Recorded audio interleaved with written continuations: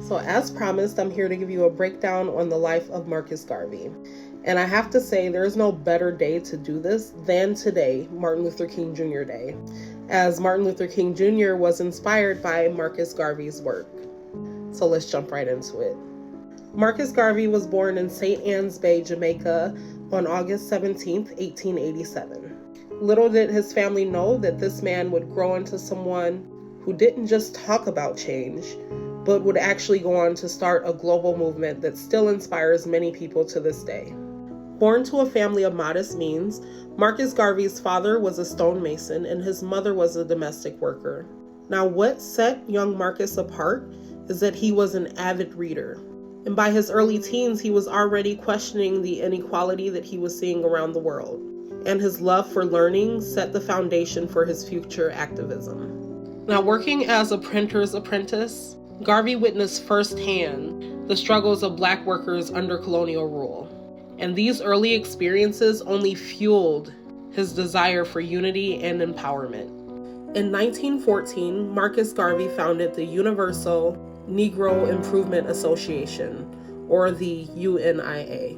The goal of this association? To uplift Black people through education, economic empowerment, and self-reliance.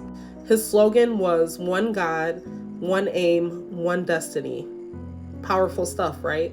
Now, one of Marcus Garvey's boldest ideas ever was the Black Star Line.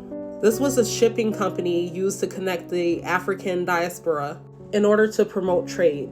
Now, it was ambitious for sure, and it also faced some difficulties such as financial troubles and sabotage.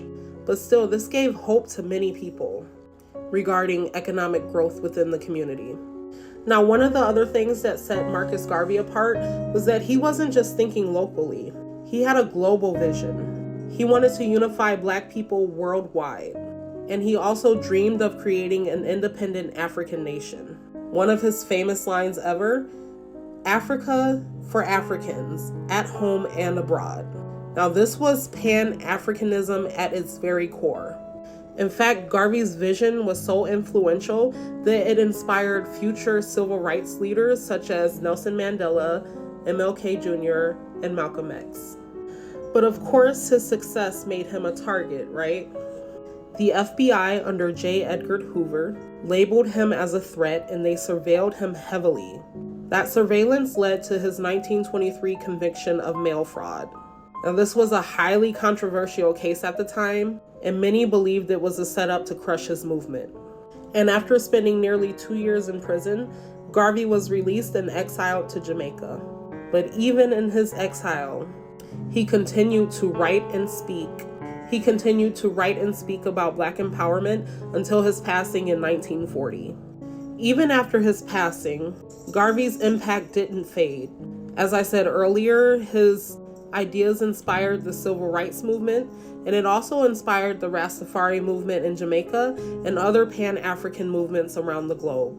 And let's not forget, Garvey gave us the red, black, and green flag, a symbol of Black pride and unity that is still used today. Marcus Garvey's story isn't just history. It's a reminder that change starts with not only a vision, but the courage to act out on it. As he once said, "A people without the knowledge of their past history, origin, and culture is like a tree without roots." Let's all honor his legacy by staying rooted and inspired.